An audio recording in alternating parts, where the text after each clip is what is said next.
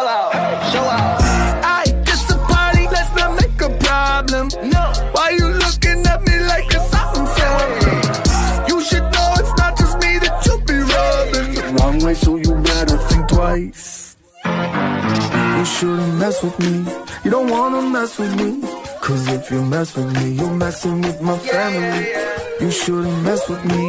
You don't wanna mess with me. Cause if you mess with me, you're messing with my family.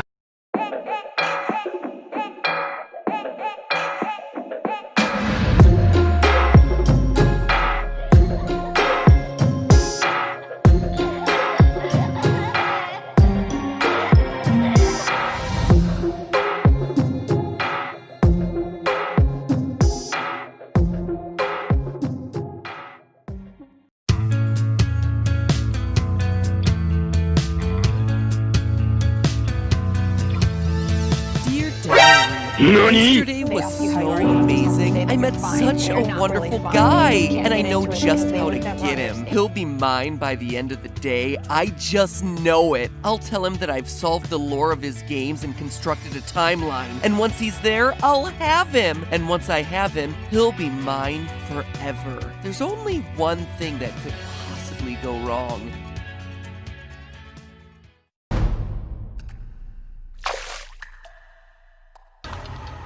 How can Mangle be walking around in FNAF 2 before all the animatronics are possessed? How can Springtrap be experimenting with Remnant when he's sealed in a wall? Answer me!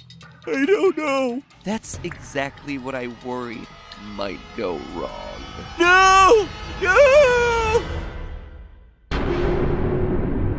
Hello, Internet! Welcome to Game Theory, getting burned by hippos since 2018. Not every story has to have significance, you know? Sometimes a story is just a story. You try to read into every little thing and find meaning in everything anyone says, you'll just drive yourself crazy. Kinda harsh there, Scott. Speaking of stories, last FNAF Theory, I was at the lowest of lows. The survival logbook threw a lot of weird curveballs into the lore that I don't think anyone was really expecting. Reveals like Michael Afton being the bite victim were interesting, but also really difficult to explain away. And that's where things sat until now. With both the release of the final FNAF book, The Fourth Closet, and what seems to be the final FNAF game, Super FNAF Brothers Ultimate. They're all here. And now with both these releases, we're finally in a position to see all the puzzle pieces we're working with, which means one last examination of the franchise from top to bottom, starting with Custom Night this week, and then next week stepping back and looking across the entire timeline to see if we can wrap things up in a neat blood-soaked bow now that we can see all the events and key players. So step through the curtain, Funtime Foxy, because the show's about to start. It's time for me to pull a Candy Cadet and tell you a story. A story of anger that never dies. A story of never-ending suffering. And I'm not just talking about me trying to write these theories. Today, I tell you the story of how Ultimate Custom Night ends the FNAF franchise in the same place where it all began.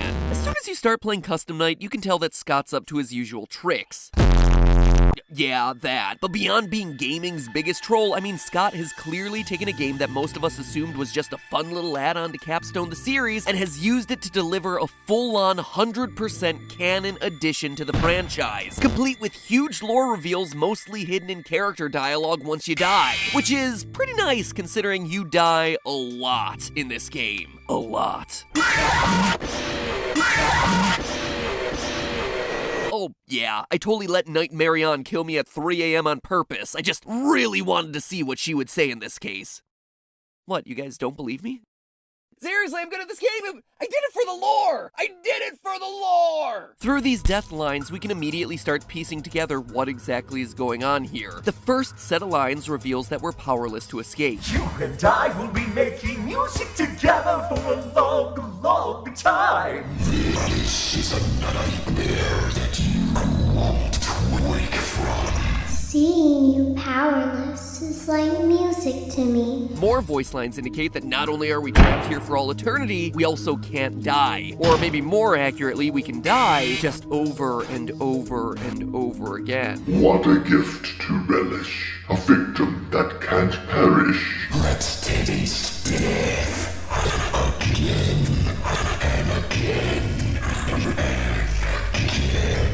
You won't get tired of dying, will you? By the way, for those of you who don't have an encyclopedic knowledge of every element of this franchise, that Toy Chica line is actually a fun little callback to one of my favorite moments in the franchise. Foxy Fighters, update 1.2 for FNAF World. You won't get tired of my voice, will you? So anyway, our character here is kinda screwed, trapped for eternity in a never-ending cycle of torment and death. It should be pretty obvious what's going on here, but I think Jacko Chica really sums up the situation best. The fire within me burns eternal, and now you shall as well. That's right, we're trapped in heck. H-E double hockey sticks. Or toothpicks like my family always said, since we valued proper capitalization. And from there, it's just a hop, skip, and a karmic jump away from who we're playing as. None other than Springtrap himself, William Afton. Not only does a one-way ticket to hell follow up on the advice Henry gave us from FNAF 6, although for one of you, the darkest pit of hell has opened to swallow you whole.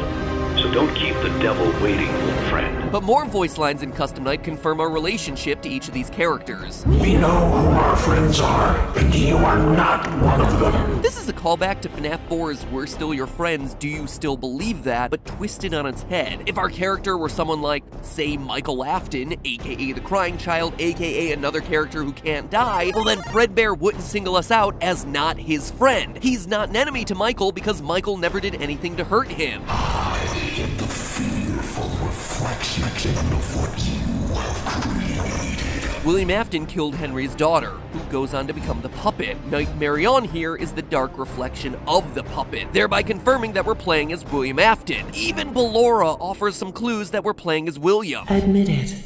You wanted to let me in. Ballora's song and sister location was all about William hiding behind walls in the aftermath of his child's death, which left an empty room and an empty tomb in his life. All I see is an empty room. No more joy, an empty tomb. He shut everyone else out, but now that we're in William's personal hell, she's able to call him out for all his hidden feelings. William wanted to let the woman that Ballora represents in, but he just couldn't do it thanks to his grief, hence her calling him out for his real desires. You wanted to let me in. So we're a murderer trapped in a personal hell of our own creation, forced to deal with the sins of our past for all eternity. Sound familiar? It should. It was my first ever FNAF theory. No joke, way back in episode 1 of the FNAF series, I predicted it was a game about someone trapped in purgatory, tormented by their crimes for all eternity. Granted, the series had only just begun and the theory tied everything back to a real-life string of murders, but it's actually really awesome to think that we've come full circle. That, from a theory standpoint at least, these videos have circled back around to where it all began. It's poetic.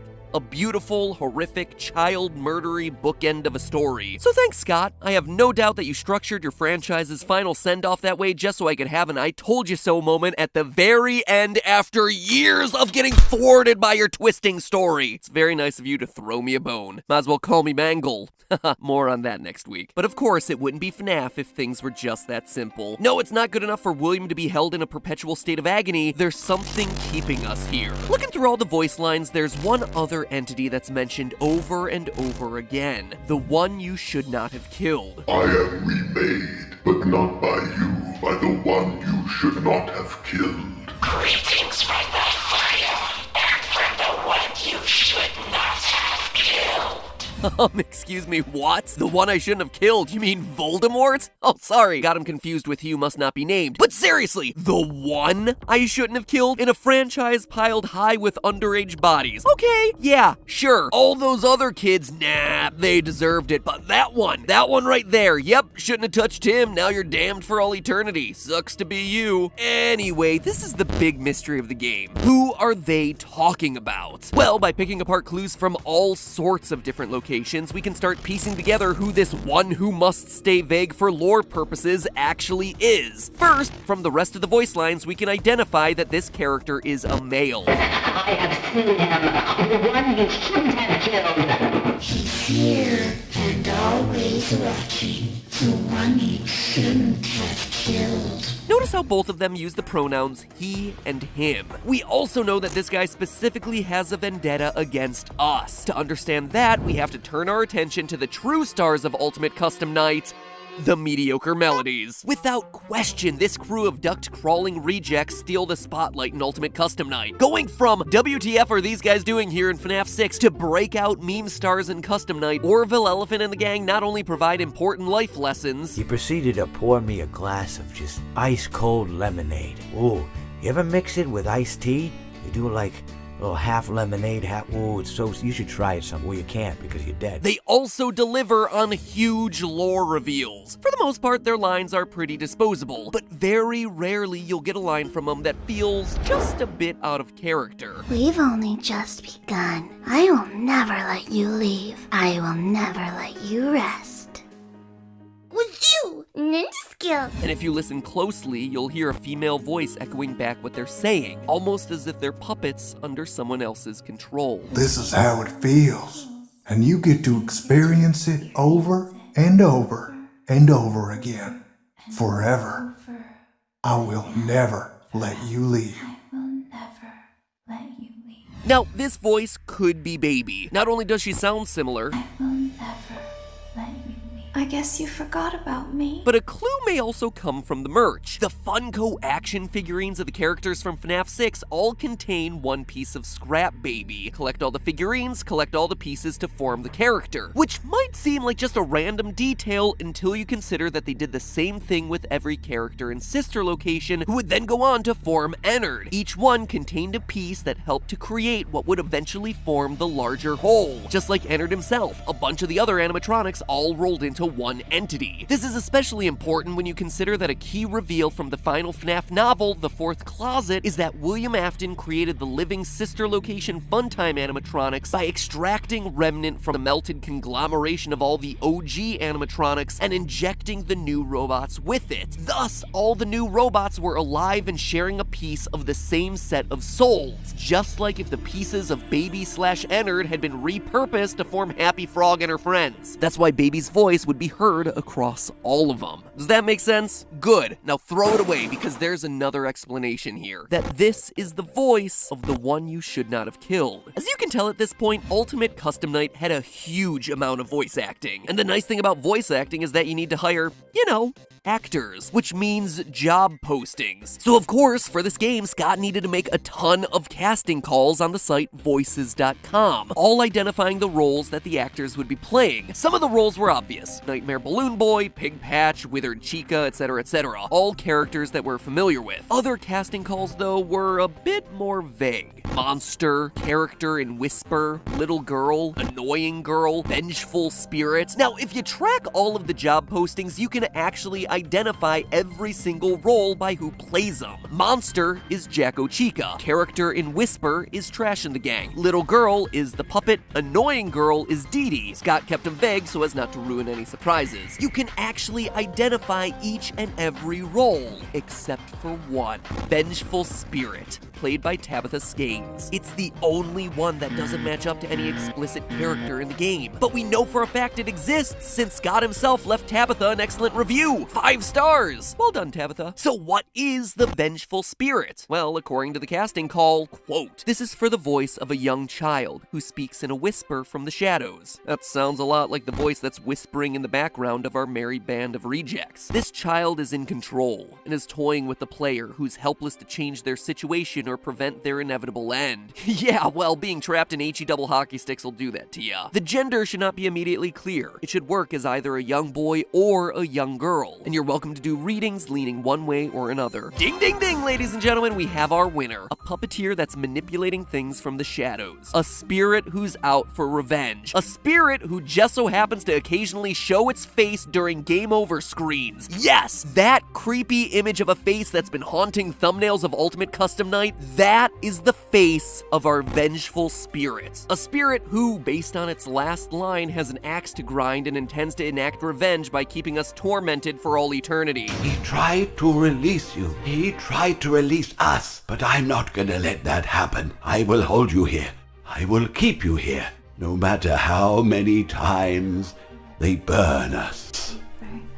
He tried to release you, but I'm not gonna let that happen. I will hold you here? Yikes! Somebody's gotta get themselves a new hobby. But this is an important line, since by now many of you have probably seen the Old Man Consequences Easter egg. If you set the character Old Man Consequences to level 1 difficulty and then complete his minigame, you get taken through a glitch to Old Man Consequences Pond, a character from FNAF World who encourages the spirit to, quote, leave the demon to his demons. Rest your own soul.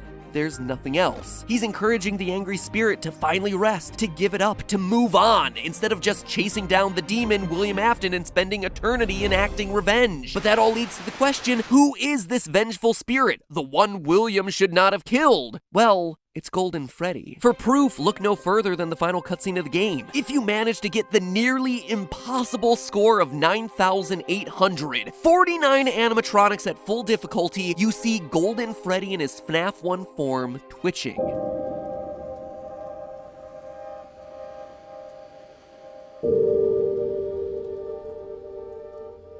He's twitching just like Springtrap did in the trailers to FNAF 3. Someone else who refused to give up, to pass on. Someone who always comes back. And just to dispel any confusion here, Golden Freddy isn't the crying child. This confirms it. Golden Freddy is actually a victim that we've never actually seen outside of the FNAF 3 minigames, nor will ever see outside of that face in the vent. But more on that next video, that final timeline episode I got cooking up. If you want to make sure that you see it, hit subscribe now, that way you don't miss it, because